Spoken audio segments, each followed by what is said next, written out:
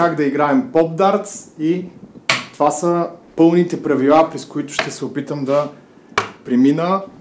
В продукта, в сайта съм сложил всички правила на български език, така че ако искате наистина да знаете как да играете по официалните правила, може да влезете и да ги видите в продукта Pop Darts Pro.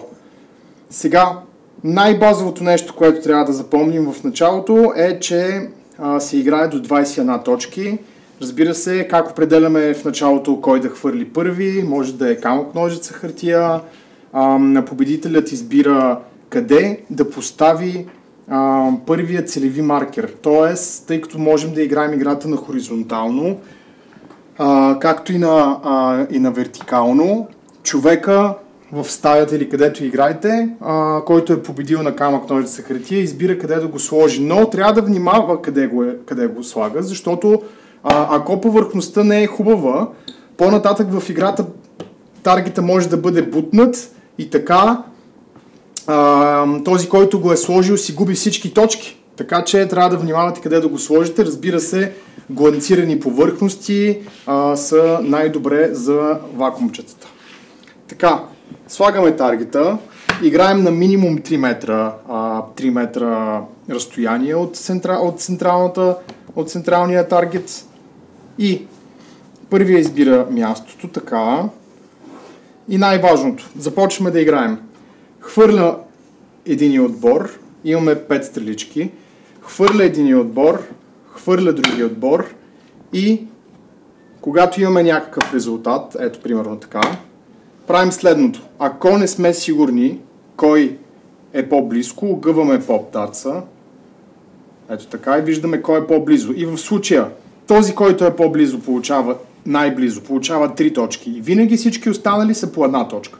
Което означава 3 плюс 1, 4, минус 2 точки, 2 точки за този, който е бил по-близо. Това е основната стратегия, по която играем Pop Darts-а. Аз ви препоръчвам да си изтеглите ето това приложение. То се казва Scoreboard. Ето това приложение е Scoreboard. Тук имате сетове, а тук имате много лесно да си разцъквате колко точки сте, за да не трябва да ги помните винаги всички тези точки. Сега, специфични правила, които са много готини в Pop Darts играта, са следните. Първото нещо, казва се като разширение на играта, така. В случай, че маркерът на мишената, ето го момента, в който пада, преди края на рундата се анулира и отборът, който е поставил маркер на мишената на тази лоша повърхност, губи владението. На противниковия отбор се присъжда по една точка за всеки Pop Dart, който е залепил до момента на падането на целевия маркер. Така. Продължаваме нататък. Специфични неща от рода на това да си докоснал ето така, да си докоснал центъра плюс една точка.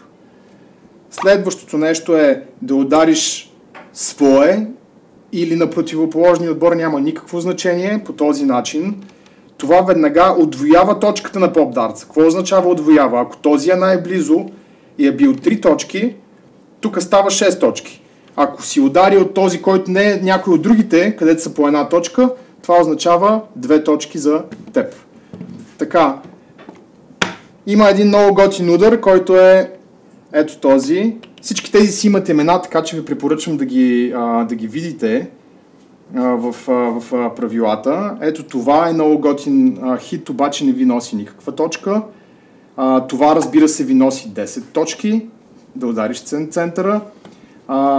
Има ето този бендър, който също ви носи една точка. То е също като да си докоснал Pop Darts-а. Така. И когато играете, всички паднали в кавички мъртви стрелички остават до края на играта, защото те също влизат в играта и понякога може да саботирате. Ако сте направили някакъв шот, обаче не е добре залепено и противоположния ви я бутне, това е в част от играта, наистина нямате точка. Всички точки са само на изправени стрелички и само на вакуумирани стрелички. Така, имаме правила, които са на 4 плюс играчи, да разберете как може да играете в повече от 2 човека и разбира се, както казах, можем да играем и на хоризонтално. Много голям съвет за това как да хвърляме стреличките. Значи, когато играем на хоризонтално, го хващаме хубаво по средата, за да може центъра на тежестта да е по-добър и да можем да хвърлим по-точно стреличката. Когато играем на хоризонтално, всъщност, имаме леко в долната част на стреличката. Тоест, по този начин става по-добра парабола и можем да залепим стреличката. Нещо да не забравям, сигурно забравям нещо, но който иска да играе с пълните правила, да ги прочете. Оставили сме и на английски линк, който иска да ги прочете. И така, време е за игра с приятели. Поздрави! Чао!